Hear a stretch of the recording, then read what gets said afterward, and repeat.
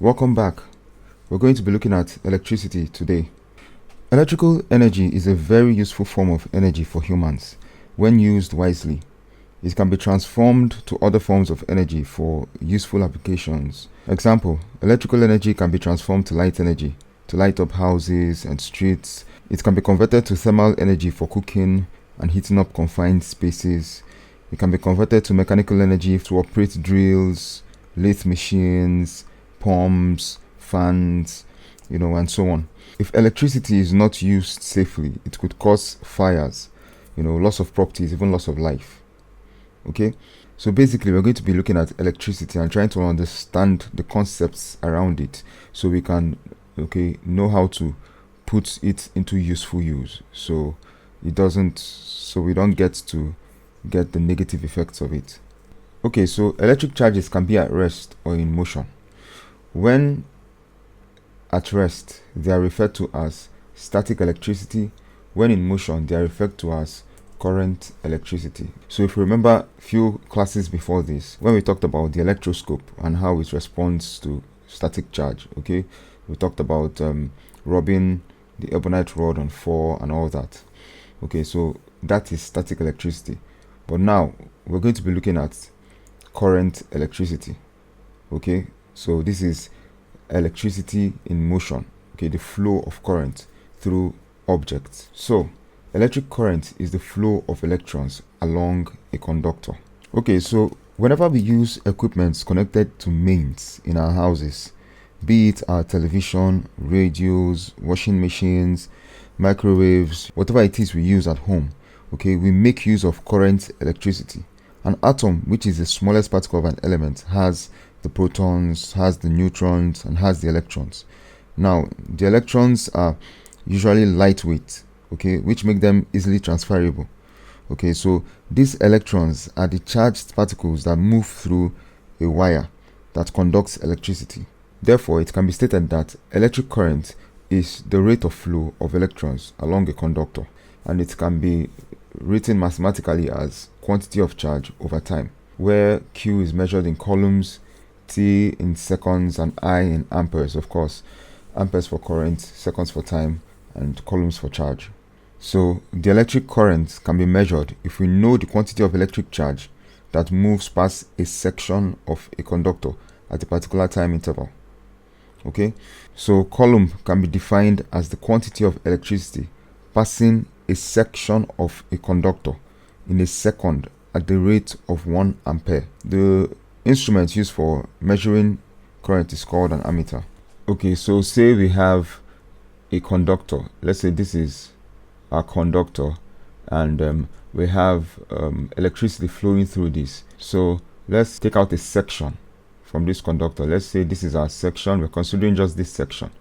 So this definition of coulomb is saying it is the quantity of electricity passing a section of the conductor. So that quantity of electricity that goes through this section of the conductor in a second at the rate of 1 ampere, is what we call the coulomb. So the milliammeter measures small currents, while the galvanometer measures very small currents. So we have the milliammeter, and of course remember that from our first course, which is units and measurements, that milli represents 10 raised to the power minus 3. So we can see that milliammeter is smaller than the ammeter. So the milliammeter is sensitive to smaller currents that the ammeter might not even be sensitive to, might not react to. So the milliammeter is sensitive to small currents that the ammeter might not even react to. So while the galvanometer is more reactive to small, very small currents, smaller than what the milliammeter will react to. So the galvanometer measures very small currents that the milliammeter will not sense, while the milliammeter measures very small currents that the ammeter will not sense. An ammeter can be described to be sensitive or accurate. Now, sensitive in the sense that it can measure very small amount of currents. So its level of sensitivity depends on how it can respond to very small currents. So we can say that the milliammeter is more sensitive than the ammeter, while the galvanometer is more sensitive than the milliammeter and the ammeter.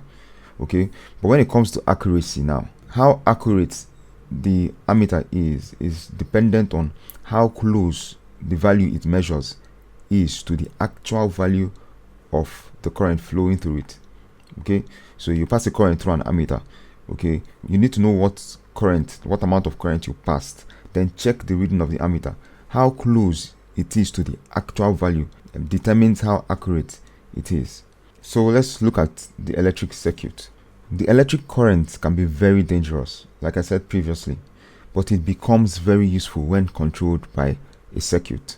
Okay, so an electric circuit is a path made for the flow of electric current. It helps with an arrangement of components along its path that can help transform electrical energy into other forms of energy. So basically, to control electricity and to put it into good use, we have to create a path for it, and via that path we place components that can help us utilize the energy it has.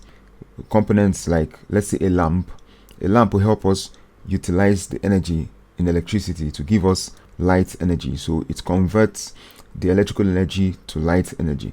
So we have electricity and we want to create a circuit for it. Okay, we just need a path for it, a path for current to flow. So the path is usually made with a wire. So we have, let's say this is a wire. Okay, so both ends are free, but of course we're going to connect a voltage source, okay, on these two ends so that electricity can flow through. Okay, but then we can't just connect a path like this without components on it. If we do that, then we're just shorting our voltage source. Okay, but then what is important here now is that you have to understand that we have to place components along this path, okay, of wire. Okay, so let's say we need a light bulb to convert electrical energy to light energy. So we can bring in a light bulb here. Now we have this component here. All right, we can now connect this to electricity, and so we'll then have electricity flowing through this wire. Okay, we'll have electricity flowing through this wire, and in that case this light bulb will power up and give us our light energy. So you can see that even if electricity is dangerous, bringing a circuit into the equation makes it safer for us to use it to solve problems. A basic electric circuit usually has three main components. The first one is a source, the second one is a conductor, and the third one is the load. All right, so these are three basic components that you will see in every electric circuit. All right, if you don't see them, then you don't have a circuit. Okay, so the first one is a source. I talked about the connecting this wire to a voltage source. Okay, so that's the source now we're talking about. A voltage source is a two-terminal device which can maintain a fixed voltage across its terminals. All right, example, you have the power supply, you have the battery, you have dry cell. Okay, so you have this component called the battery, and it has a fixed voltage across its terminals. So some batteries might be rated for 9 volts, some rated for 12 volts, some rated as 24 volts. Okay, now that voltage across its terminal is fixed and is not expected to drop, except of course the battery has been used and is weak. But the battery has the ability to maintain that voltage throughout its lifetime. Okay, so you have a 9 volts battery. It's going to remain at 9 volts until it's used up. Okay, then the voltage will begin to drop. Okay, so that's what you call a voltage source. You have the power supply. Of course, we have adapters. Like, I'm sure we're familiar with the term adapters. You can have a 12 volt adapter. You can have, those are kinds of power supplies. Okay, so let's say we have a 12 volt power supply. A 12 volt power supply would give you a fixed voltage of 12 volts across its terminals. Right here now, we can decide to connect, let's assume this is a DC lamp, so we can decide to connect a battery. Okay, this is a symbol for a battery, a cell. Okay, we connect this wire to this and connect this wire to this. So you can see now that our circuit feels more complete because we have a voltage source, all right, that produces the current flow that goes through this component, the bulb. Okay, so basically we have conductors, which are usually metal wires. So okay, we create the path for electricity with conductors, And in this case, you can see that yes, we have a conductor connecting our voltage source to our component, which happens to be the load. Okay, so of course, the load here is a device that can convert the electric energy to other forms, such as kinetic, thermal, light, or sound energy. Okay, so that component you place on the path of your electricity, okay, is the load. It can be a lamp, it can be an LED, it can be a motor, it can be any device at all that requires your electricity to work, as long as it's going to be using up current. As long as it's going to be using up current from electricity, it can be called a load. Okay, so it's also good for us to note that a circuit can have a control device as part of its components. Okay, a very popular control device would be a switch. So we can have a switch fixed into our circuit here, okay, as a control device. So basically what this switch is going to be doing for us is it's going to help us control the flow of electricity in this circuit. We can close the switch and have electricity flowing through the circuit, and whenever we don't want it functioning, we open the switch and we would have an end to the flow of electricity. Okay, so this brings us to another point, that a circuit can be referred to as an open circuit, a closed circuit, or a short circuit. Okay, so an open circuit is one that has a broken path, and for this reason current can't flow through that circuit. So you can see that here I have an open circuit here because this circuit here is open. Okay, so current can't flow through this circuit, okay, because it is open. All right, so we have broken the path with a switch. Now for the case of a closed circuit, all right, it's when we now decide to take off the switch, or we decide to close the switch. So you have the switch closed, so our path is closed, and then we have a closed circuit in that case. Then we also have a short circuit. Okay, so a short circuit is one whose loads are bypassed and current flows through a shorter path across the source. It can be said to happen if a connection happens between two nodes of a circuit at different voltages. Okay, first of all, before I talk about short circuits, let me try to explain nodes. Okay, so let's assume we have two components here. Okay, so let me just draw another load here. Okay, let's just have another load here, whatever it may be. Okay, let me just draw another load here. So this is another load. Okay, so we have a node here, okay, we have a node here. So you see this battery source here, or this voltage source here, connects with this component here at this node. Okay, this component has its lead, the voltage source has its lead, that's the terminal comes this way, this one's terminal comes this way, and they join at a point that is called a node. This one joins at this point with this load, both loads join at this point, that's a node, and then this one joins at this point, and that's a node.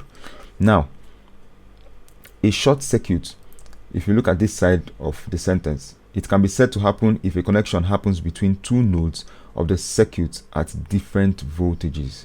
Okay, so the voltage at this node and the voltage at this node and the voltage at this node are all different. Okay, so you have a short circuit, okay, if you have a bypass that happens, maybe a wire fails or a wire bridges this node like this. Okay, this is a short circuit that has connected to the two leads of this battery, of this voltage source. Okay, it has connected the two leads of this voltage source, so current is going to flow. Of course, it's very important for us to note that current flows through the path where it is least resisted. Okay, so when you have paths and current has the option to flow, it flows through the path where it has least resistance. So let's say current leaves this battery now in this direction and comes to this junction. Okay, it's going to have to make a choice of what path to follow. So if it has to go through this path, of course it's going to meet this component here, and this component has a resistance, of course, so it's going to be resisted by this component, and also resisted by this component. So it has two components here to resist this flow, as compared to here, because of course current has to flow through and come back to this other side of the this other terminal of the voltage source. Now on this other hand, if it comes through this side, there is no resistance for it. Nothing resists its flow. It will just go straight up to this other part of the voltage source.